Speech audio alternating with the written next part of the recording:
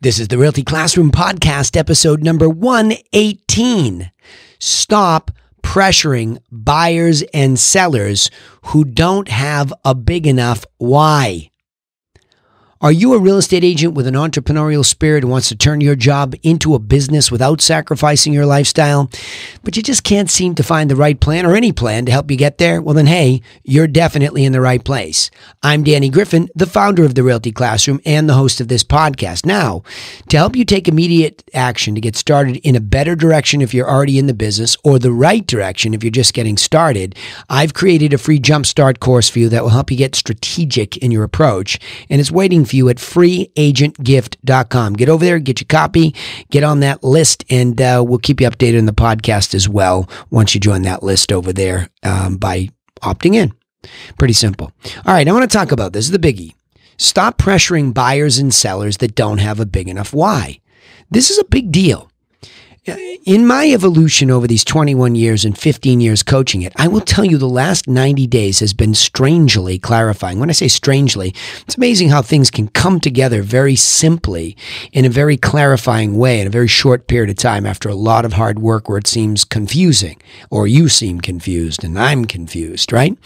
And all the things that you learn along the way somehow all of a sudden just line up. And let me explain this. Why? I know you heard Simon Sinek, if you've heard his work before, or Sinek, however he pronounces his last name, his book, Start With Why.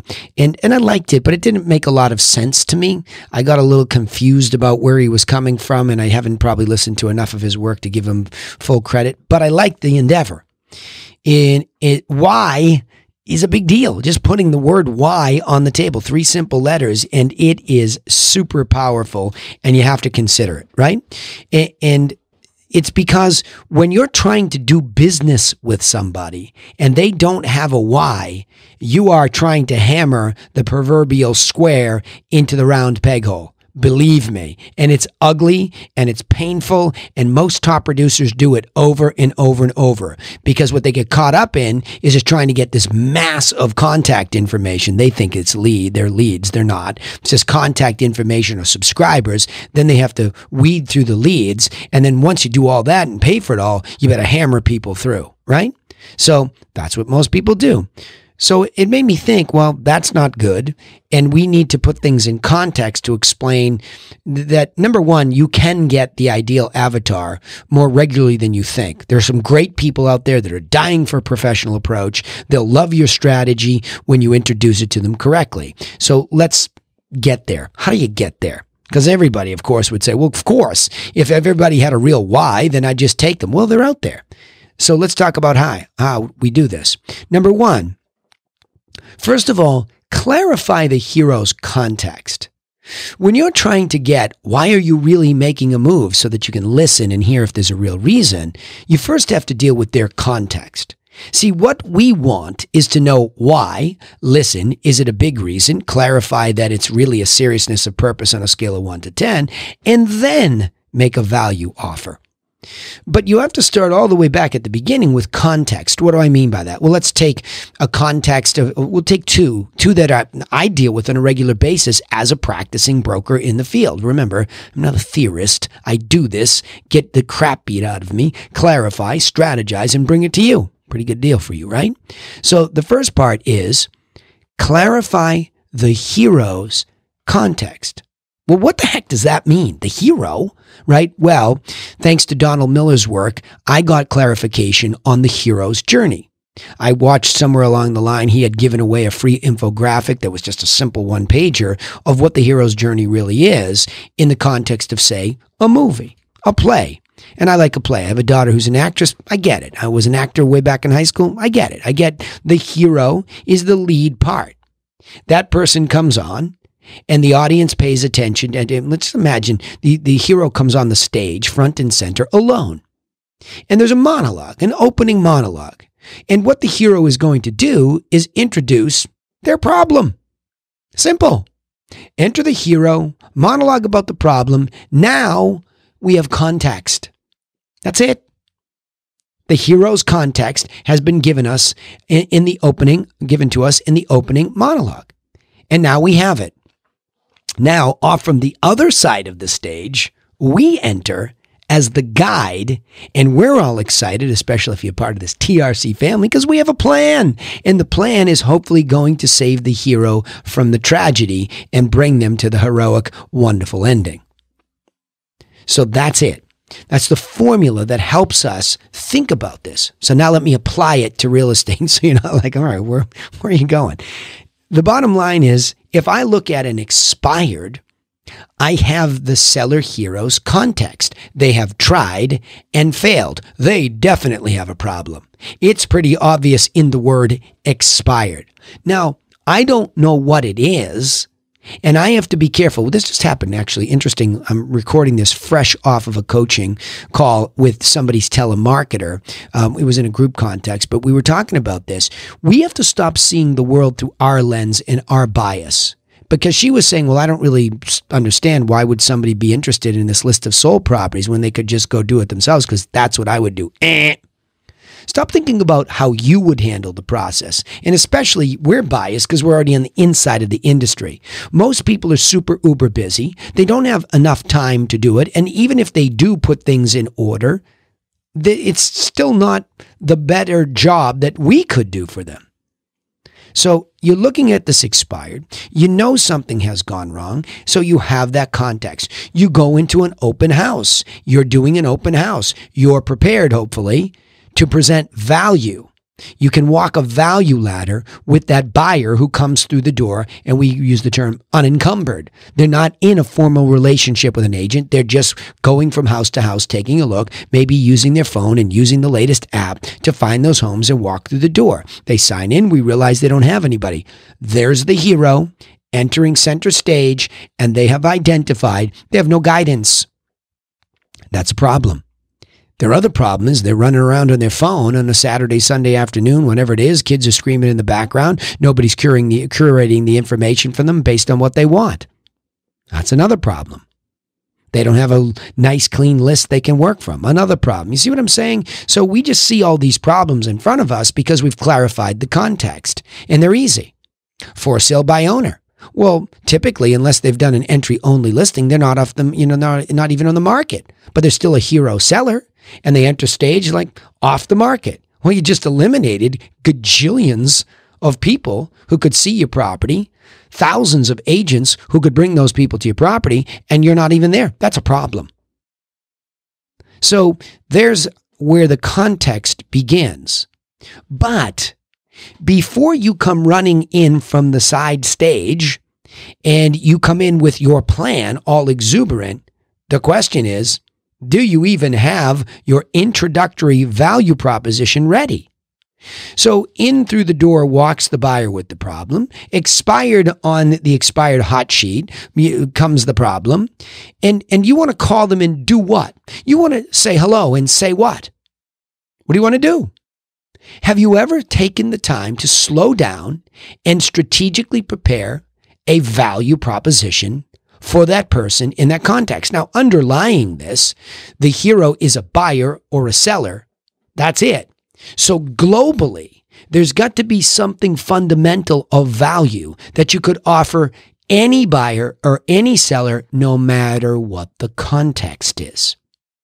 So in my world, what I developed for our mastermind and our coaching program at the TRC is a simple 7-step course, program, plan. Call it whatever you want.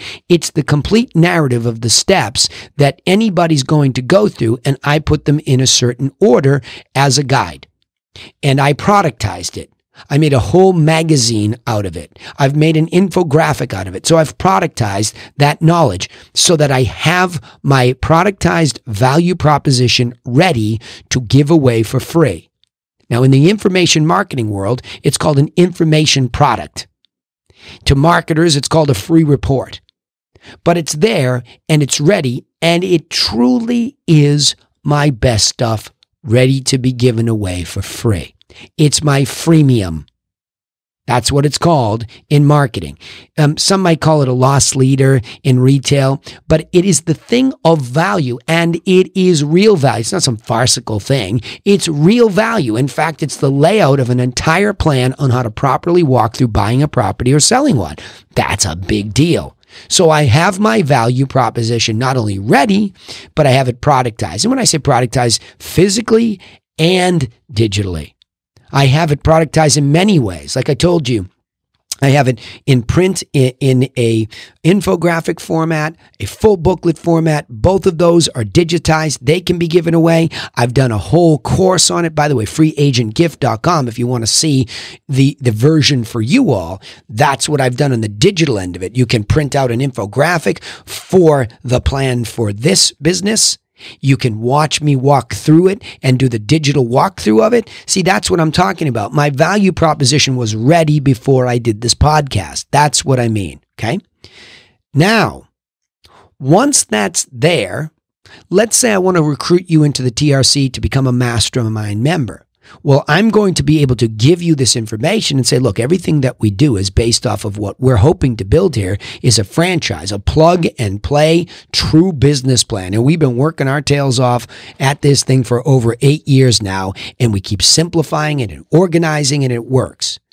You can have a free copy of the layout and you can read through it a little bit to see if it's something you want to talk to me more about.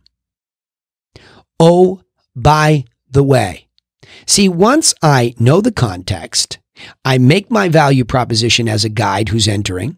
Okay. I'm not asking for anything in return, except for now.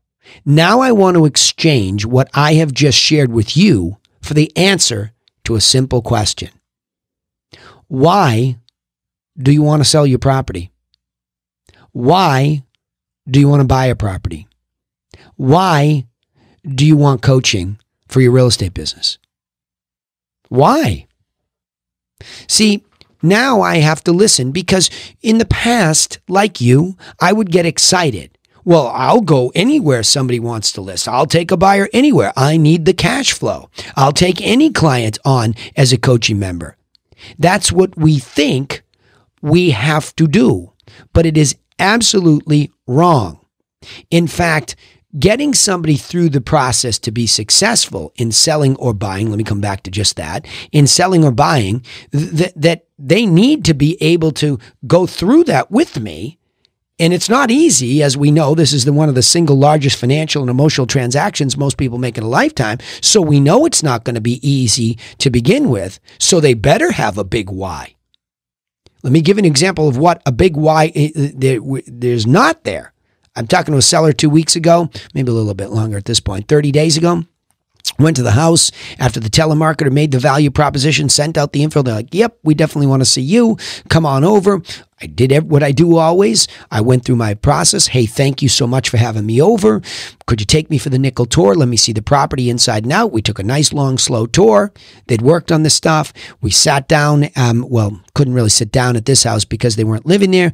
I put the value proposition, the physical productized plan for sellers on the table, and I talked about it. And when we got to the next level of the presentation, I said, look, here's the math on this thing. Here's what I see.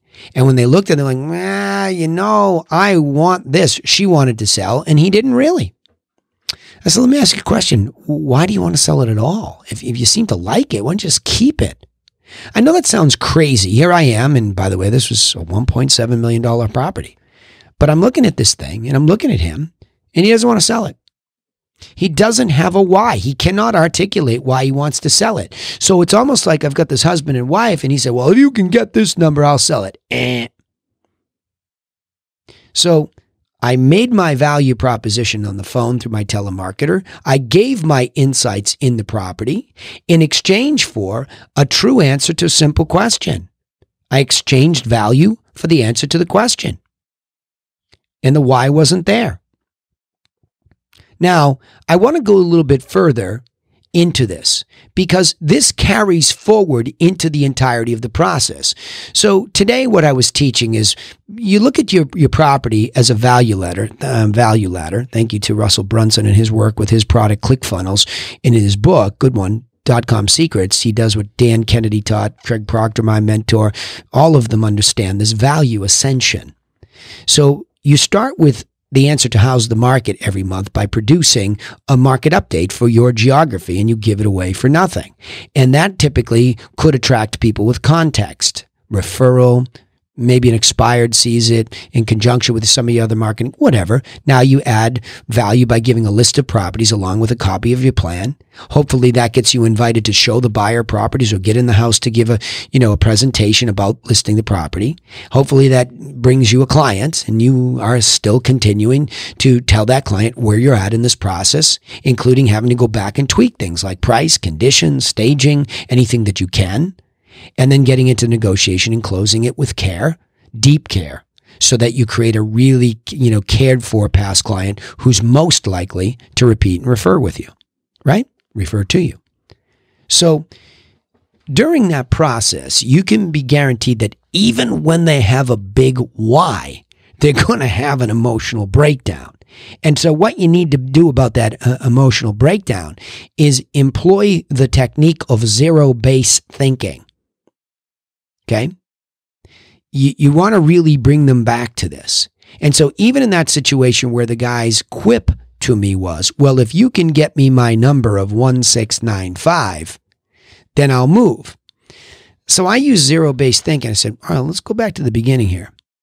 You've already tried to sell this once. Now I'm here. So my question is, bring it right back to zero base, meaning when you first did this project, why did you do this project? Did you do it because you wanted to sell it for a real reason? And when you got into the whole machination with him, he did begin to reveal, well, we just spent too much money on it, and we're in here deep.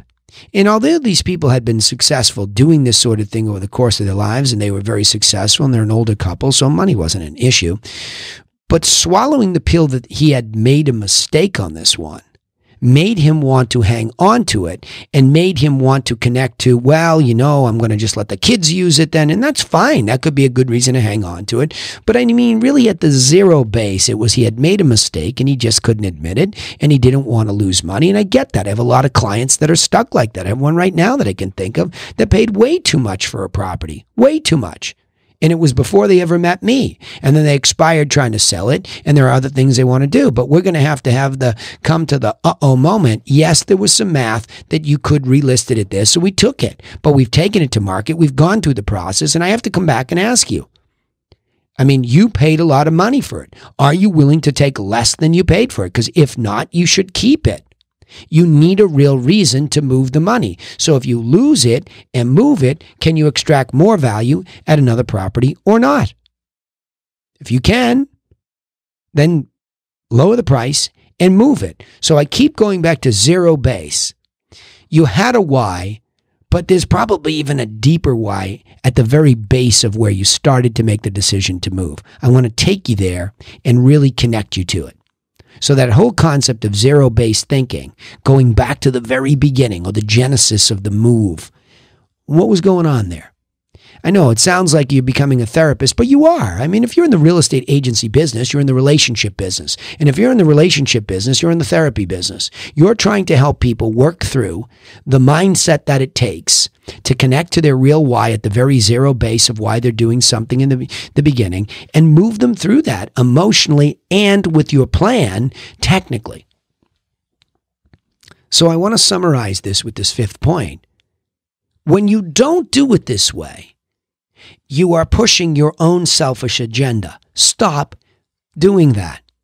It is the worst kind of business when you forget that we are in the service of others in the context of the largest single financial and emotional transaction most people will ever make in a lifetime, and you are pushing because you just want the listing. You are selfish. And you know what that does? It doesn't hurt them as much as it hurts you and your business. You have no chance at selling the property at that number. You know it. You have no connection to why they're really doing it. All you want to do is keep getting these transactions and accumulating them. And I see it every single day in this industry. And it's just bad business. In fact, As much as my heart is to want to be a person for others and serve everybody, I have this very year compromised a couple of times because I care for my telemarketer. When she first started, she got a couple of folks that she got me in the house. We made the value proposition, and I did ask the why, because I always do. And I don't know if I went deep enough, because in one of the cases that I'm thinking of, two of them really, I just could feel something was off. Call it intuition, call it whatever you want, but as a pro, having done this so many times, my subconscious was screaming, alert, alert, alert. Something's not right here at zero base. And it could be, in one of the cases, the gal re-expired with us, even though we sold it at the number that she had countered. Let that sink in. You get that far down the road, which is why I'm saying I should have done more work at the moment of meeting her and digging into the why. Laura, my client care manager, should have kept reiterating why. And she did. She did a good job. But we couldn't see that, like, there were other factors here. And, you know, sometimes there's age, and with age comes some mental debilities, right? You can't quite get to where you were before. Your emotions well up because this is huge change, and there's been loss of a spouse.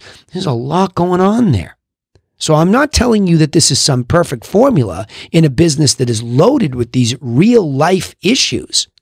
But I am telling you, you better be cognizant that at the very core and pivotal moment, their why matters, and you have to keep zero basing them back to the deep roots of why they're really moving.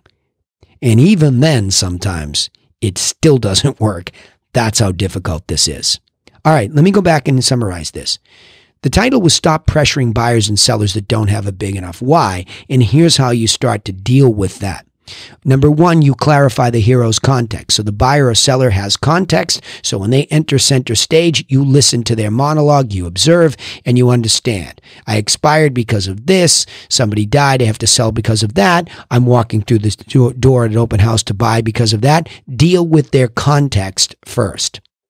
Once you've dealt with their context and recognized it and heard them out, now have your introductory value proposition ready. Typically, that will circle around the ability to curate, is the best way to say it, curate properties that have sold so buyers can see what the money's buying, sellers can see what the competition is getting, and put that with your plan. That's a good value proposition that you should productize and have ready in all contexts. Then, once you give that value away, exchange that value for the answer to the question, by the way, why are you buying? By the way, why are you selling? And if you want to further clarify that the why is real, on a scale of 1 to 10, how motivated are you to buy or sell? That'll really clarify and really try to extract from them a good, honest answer. Sometimes they don't know. They're not ducking you. They just don't know how to articulate it. So ask those questions. The next point was use zero-based thinking to determine the reason for making the move. Get down in there. Say, really, what initiated this? I hear you. You said the kids, is that the bottom there? Like, are we there? Is that the really base of this? I call it zero-based thinking. I learned that from Brian Tracy. Bring it back to this kind of zero level and then move it from there, because you might meet them already when they've been in the process for 2-3 months, couple of years, who knows? So bring them back to the beginning and do that throughout the process, always reiterating even as they become clients until that deal is closed.